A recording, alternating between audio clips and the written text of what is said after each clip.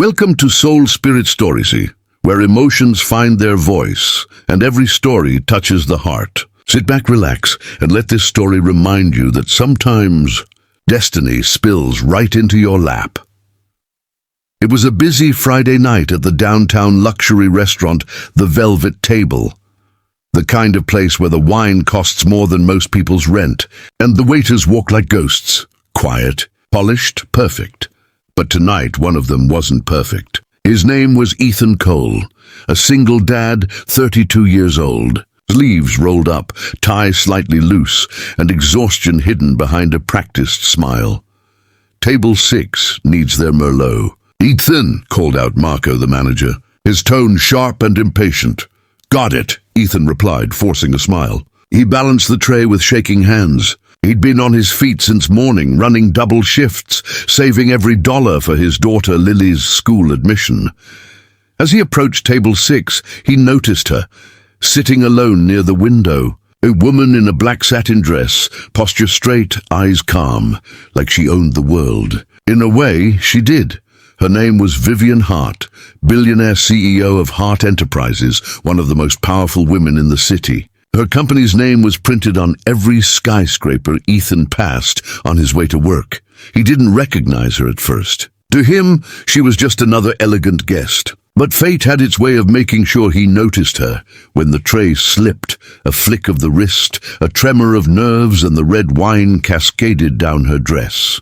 Time froze. The crimson liquid bloomed like a scar against the black silk. "Oh my God, ma'am, I am so sorry," Ethan stammered, grabbing a napkin, his face turning pale. The restaurant went silent. Heads turned. A whisper ran through the air. Vivian looked down, her eyes lifting slowly, meeting his panicked gaze. Her voice was calm, too calm. "Do you realize what you just did? Please, let me fix this. I'll pay for the cleaning, I swear." Marco rushed over, bowing and apologizing profusely. "Miss Hart, please forgive him. He's new. It won't happen again." Vivian raised a hand to silence him. Her attention stayed locked on Ethan.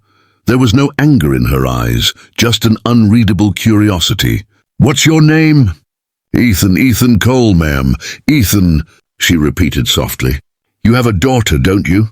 He blinked, confused. "Yes, but how?" She smiled faintly. "I saw the drawing on your apron pocket.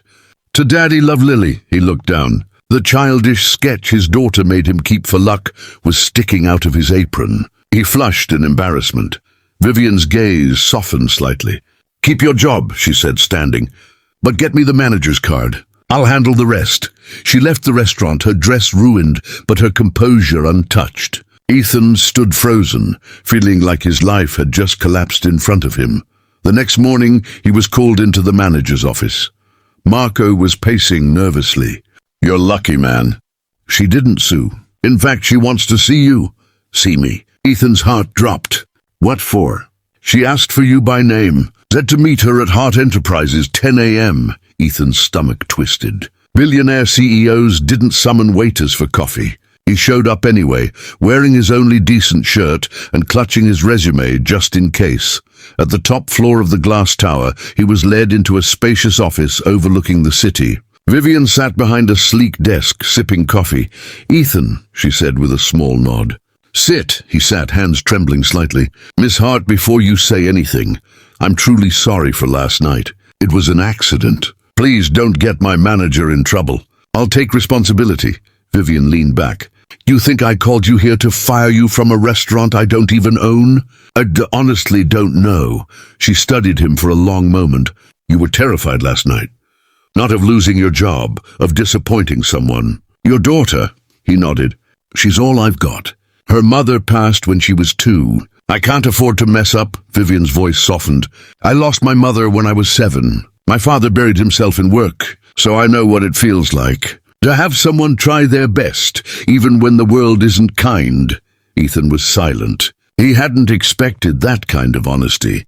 "I need a new personal assistant," she continued. "Someone who can keep up, who won't crumble under pressure. You're clearly hard-working." He blinked. "Wait, you're offering me a job?" "After what happened." A small smile curved her lips. "Let's call it an investment in potential. That's how it began. an unlikely alliance between a billionaire CEO and a single dad who once spilled wine on her. At first, Ethan struggled. He was out of his depth in boardrooms filled with people who spoke in numbers and power. But Vivian was patient, at least outwardly. She guided him, tested him, watched him learn, and slowly she began to see something rare: honesty. Ethan didn't flatter her, didn't fear her. He respected her, but he also saw her as human. One evening, after a long day, she found him sitting by the office window, staring at the city lights. "You're still here?" she asked. He smiled tiredly. "Couldn't finish the budget report in time. Didn't want to leave it half done." "You remind me of myself 10 years ago," she said quietly. "Back when I thought working harder could fill the empty parts of my life." He glanced at her. "Did it?" "No," she admitted. "It just made me forget them." That night marked a subtle change. They began to talk, not as boss and employee, but as two lonely souls who understood loss.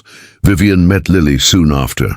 Ethan had to bring her to the office one afternoon when the babysitter cancelled. Lily was 5, bright-eyed and full of curiosity. She wandered into Vivian's office holding a crayon drawing. "Are you Daddy's boss?" she asked innocently. Vivian smiled. "I suppose I am." "Then you must be very smart," Lily said. "Because Daddy says smart people don't yell when accidents happen." Vivian froze for a moment, then laughed softly. "Your daddy's right." From that day, Lily adored her. And slowly, Vivian found herself looking forward to those little visits. The laughter, the color crayons on her desk, the way Ethan's eyes softened when he looked at his daughter. Months passed. Ethan proved himself indispensable. Vivian promoted him, but more than that, she began to trust him with things she hadn't trusted anyone with before. Her schedule, her worries, even her smiles. Then one night, it all came crashing down again. Hart Enterprises was facing a crisis. A rival company leaked confidential data. Reporters were circling. Vivian's board was panicking. Ethan found her in her office, glass of whiskey untouched, staring at the city like it was slipping away. "They want to push me out," she whispered. "They think I can't fix this." Ethan stepped closer. "You built this empire, Vivian. You'll fix it. You always do." She looked up at him, eyes glistening. "You really believe that?" "I believe in you," he said simply. Something shifted in her then.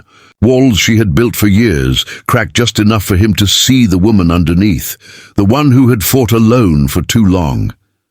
A silence stretched between them, heavy but not uncomfortable. She looked at him like she was searching for something, maybe courage, maybe warmth, and then she whispered, "You shouldn't look at your boss that way."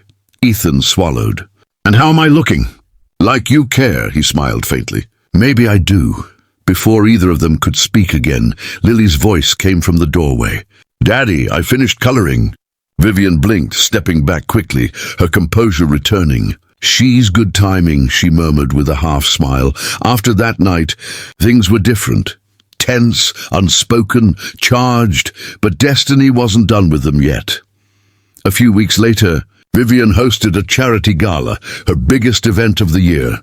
Ethan was by her side, managing details, helping with guests. Everything was perfect, until an old rival, Thomas Crane, approached Vivian, "Still pretending you're untouchable, Hart." He sneered. "Heard your company's bleeding. Maybe you should stick to waiters instead of executives."